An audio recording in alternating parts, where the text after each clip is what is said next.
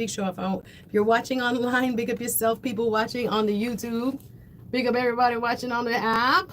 My friends, I know you got a close camera view right now, right? I'm trying a new camera view. If you don't love the new camera view, tell me, because I try the new camera view. If anything, let me open up the camera view real quick. Sorry, 1 second. So get all of my face. Yeah, let me open up the camera view.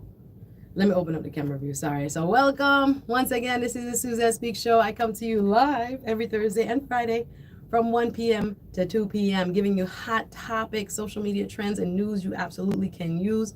We've been doing it rapid fire today, talking everything from Florida, possibly trying to do redistricting.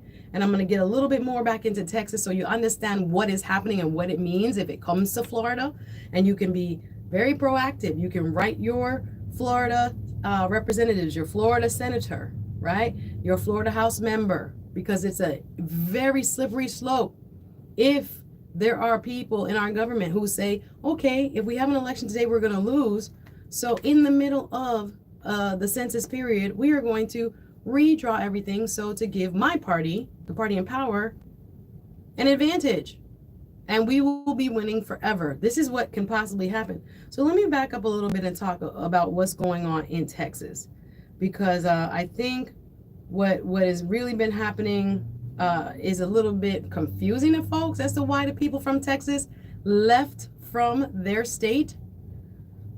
But it's very important that we understand, because we're seeing rumblings of this also in Florida. So I'm going to read from abcnews.com. This was an article from yesterday. The Texas House of Representatives has failed on Tuesday, as of Tuesday earlier this week, to move forward on their redistricting effort, as several Democrats have fled the state over proposed congressional maps. So this is what happens. You have a census every 10 years. Remember the census, everybody is counted. Even President Trump now is looking at challenging how people are counted in the census. But it's very interesting. Thank you online. I see one of my viewers online. Hey, Doug, saying Abbott, the governor, Greg Abbott of Texas, is now cutting off their money for the people who are Democrats who have left the state in order to avoid a vote. So let me break it down simply as I can in the time I have. Y'all know I only got an hour, so I try to pack a lot of different news stories in, giving my opinion, giving you some facts that you can use, yeah? So what happened? Governor Greg Abbott has been encouraged, it looks like, allegedly by the Trump administration, to redraw several predominantly minority districts that have voted and become Congress people that have been of, Black ancestry, Hispanic ancestry. Because of the makeup of the districts currently, those folks have been electing people that look and sound and have the same experiences as they have. Well, in the fight for 2026 and the election that will come up for 2026, it looks like there's no place that, the ruling party won't stoop in order to get a majority in the Congress, in the United States House of Representatives. So right now, it's a very close, remember, in that body is 435 members in DC that are elected from all over the United States.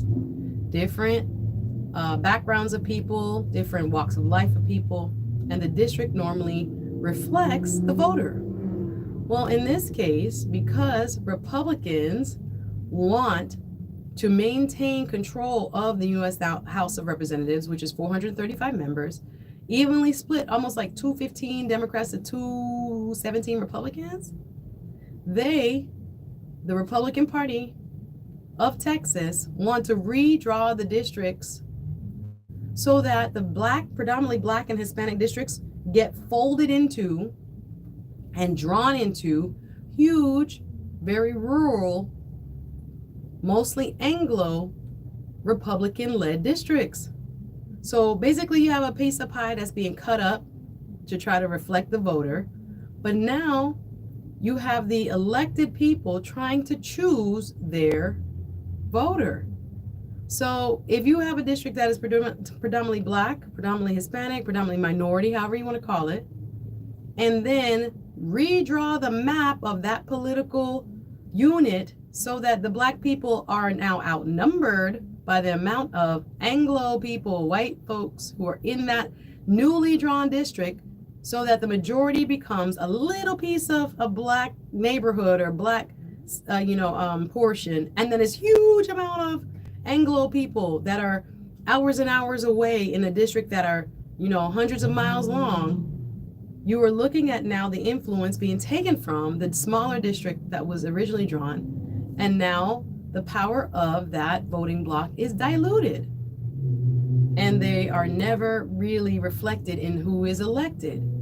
Well, there's a plan to have Texas vote on redrawing the districts to give Republicans a 5-seat advantage of increasing the number of Republican likely districts from where they are now by drawing out the minority-led districts and drawing those districts in to majority Republican-led districts, combining them, what we call packing them into a Republican-led district, or what they call cracking them, splitting the African-American vote little by little into several districts so they will never have an influence on the seat and who will be elected. So I hope I've given you some clarity. So in Texas, this is what the governor said. This was earlier this week, according to ABC News. Quote, "We have an opportunity in Texas to pick up 5 seats. We have a really good governor, and we have good people in Texas. And I won Texas." This is coming from Mr. Trump. "I got the highest vote in the history of Texas." And you probably know, and we probably are entitled to 5 more seats, Trump claimed in a phone interview with CNBC. So this has never been really a public thing ever discussed before, that the president of the United States would be calling a governor to express to him how important it is to redraw the districts. Remember, the districts are normally drawn on the 20s, on the 10th year. 2010 census, 2020 census, 2030 census. That's when the districts are drawn, because that's when we take an inventory and a head count. Who moved where, who lives where, and where does it make sense that we have a district? Right, to elect a person to Congress. Well, right in the middle, right now in 2025, President Trump on a phone call with CNBC said, "We have the opportunity in Texas to pick up 5 seats. We really have a good governor, and we really have good people in Texas. And I won Texas. I got the highest votes in the history of Texas. And you probably know, and we're entitled to 5 more seats. The proposed map could create up to 5 new Republican seats and help the party keep the control of the United States House in the 2026 midterms." Many Texas Democrats left the state on Sunday in protest and received support from blue state governors, which blue state means Democratic governors, including New York's Governor Kathy Hochul and California's Governor Gavin Newsom. Both Hochul and Newsom said they would effort partisan redistricting in their own states in response to Texas. So basically they're saying, if Texas redraws the districts in their words unfairly, in their minds unfairly, they in the blue states, in the Democratic-led states, they're going to redraw their districts too and fight fire with fire, match energy with energy. How are you just going to give Republicans districts by breaking down the black districts and splitting it 3 ways and putting them into 3 Republican districts instead of 1 big district so they can have a seat? Well, Governor Abbott's order to arrest the Democrats came after the Texas House voted to issue civil arrest warrants. Those are for the 50-plus Democrats that left the state of Texas because they would rather leave than vote. They're not going to be in the chamber to allow for a vote. So here goes the other Democrats now. These Democrats from Texas have been scattered all over the country. They left Texas. They said, "We will not stand for a vote and allow you to create these districts," in their words, so unfairly as to give Republicans the advantage in the 2026 midterms. That's what it's about, y'all. Because the U.S. House creates budgets. That's where the money starts. So Governor Abbott, the governor of Texas, has arranged and signed civil arrest orders for them, for the Texas House Democrats who have left the state. They've issued what they call, civil arrest warrants, though they have no power outside of Texas.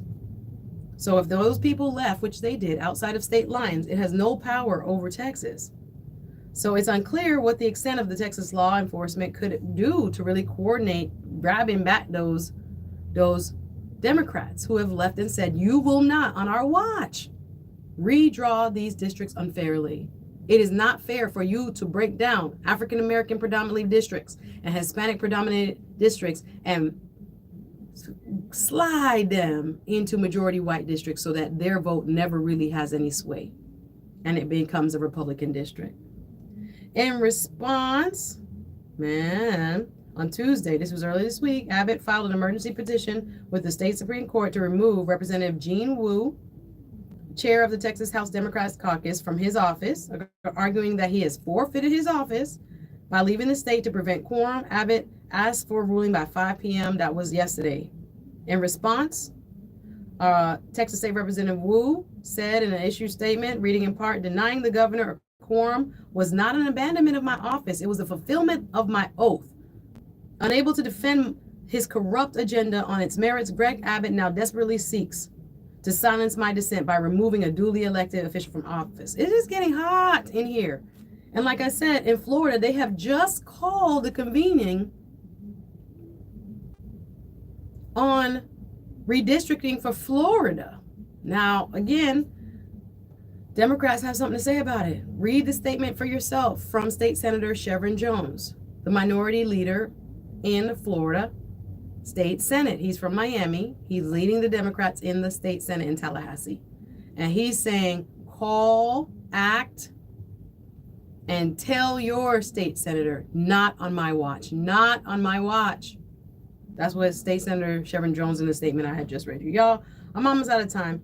So again, there's going to be Democratic states now that say, hey, if you want to play, Illinois, New York, California, saying they're working on doing that now. I see you online watching Doug and others. Yes, I love the conversation going on. We have to end it there, y'all. I have just so much information to give you. I also wanted to leave you, let me leave you on this note. The most popular person in the world. Who to Americans is the most popular person in the world? According to a Gallup poll, who's the most popular public figure? I'll give you a second. Take a guess. Who is the most popular public figure in your opinion right now in the world? Newsmakers. Well, according to a Gallup poll, the winner is, you think it's Donald Trump? Nope. Who do you think it is of worldwide leaders? Well, it is my favorite person, Pope Leo. Pope Leo is most favorably viewed out of, I think it was a list of like 14 newsmakers that Gallup did. You can look up this article on Gallup.com. Among 14 prominent U.S. and global figures, Pope Leo the 14th has the most positive image by far, with many Americans, with more Americans viewing him favorably than unfavorably. His 57% favorable rating and his only 11% unfavorable rating, net 46 favorable score. He is the most favorable, followed by, real quick, Ukrainian President Volodymyr Zelensky, and then third would be Senator Bernie Sanders. These are people, no, I'm not Catholic. People asking me if I'm Catholic. Listen, I like the Pope and I'm not even Catholic. I don't know, he got a good spirit about him. Every time I watch him, I feel like I move. But anyway, shout out to everybody listening. I appreciate you tuning in. Follow me on all platforms. Suzette Speaks, 1Z, 2 T's. Follow Voice of the Caribbean wherever you're there. Have a beautiful weekend. Take care of yourselves and show somebody some love. Thank you for listening. I'll see you next week. Take care.